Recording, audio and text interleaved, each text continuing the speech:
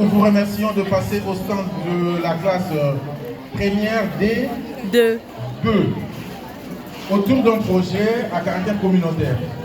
Aujourd'hui, c'est le prolongement de la journée de la femme et nous sommes en train d'initier nos jeunes filles à la culture entrepreneuriale dans toutes ses dimensions. Ici, nous avons la dimension socio-communautaire et je pense que c'est une expérience à laquelle elles-mêmes n'ont pas cru. Je leur ai dit, si vous allez dans le socio-communautaire, vous avez la capacité de mobiliser beaucoup d'argent par rapport à ceux ou à celles de vos collègues qui iront à la vente. Et là, elles ont quand même vu comment elles ont engrangé en termes d'apport, que ce soit en nature ou en espèces, concernant leur initiative. Il faut dire que tout ce que vous voyez ici, c'est une cotisation intra-classe. C'est entre élèves, elles ont cotisé pour arriver à payer tout ce qu'elles avaient et ensuite on leur a demandé de présenter ces produits pour que ceux et celles qui viendront soient rassurés de leur initiative et puissent les accompagner. Donc l'initiative leur est laissée, c'est elles qui vont entreprendre toutes les démarches possibles pour remettre aux bénéficiaires. Mais tout ce que nous faisons en tant que formateurs et puis parents, c'est de les accompagner et puis renforcer les acquis qu'ils ont en matière d'éducation entrepreneuriale. Nous vous remercions pour votre visite à ce stand et espérons aussi obtenir vos accompagnements pour nos jeunes filles. Alors, nous avons encore deux autres groupes. Ces deux groupes sont dans la logique entrepreneuriale commerciale, lucrative. Ici, c'est socio-communautaire et nous allons peut-être avancer de l'autre côté pour voir un peu. Oui, on aimerait avoir votre mot aussi. Merci.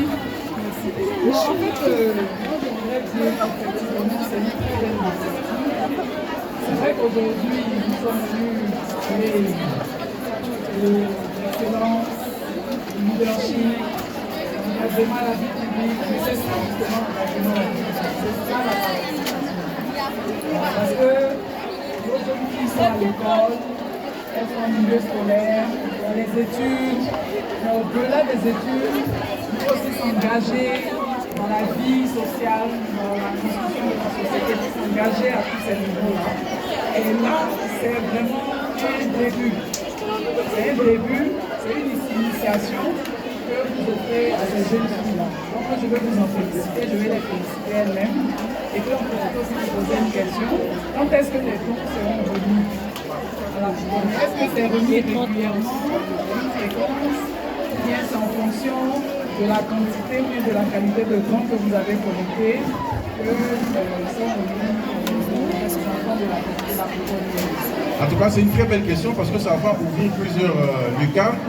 La première réponse serait que nous sommes dans une phase d'initiation, comme vous l'avez remarqué, mais nous souhaiterions que ce soit une activité pérenne. Et pour que ce soit pérenne, il faudrait que les enfants continuent dans la lancée, mais surtout qu'elles soient accompagnées dans leur mise en œuvre. Donc, la pérennité, c'est la vision.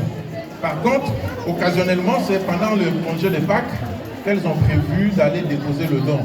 Et ça sera la première action. Et ensuite, nous aimerions vraiment que le comité des parents, que les partenaires de l'école, tout le monde qui peut accompagner, suscite un peu un engouement pour que ce ne soit pas seulement cette classe. On a plusieurs classes qui peuvent aussi avoir des initiatives vis-à-vis d'autres personnes qui sont dans le milieu. Comment ça passe?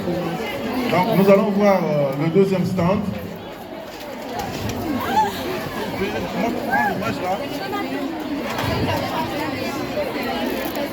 Alors,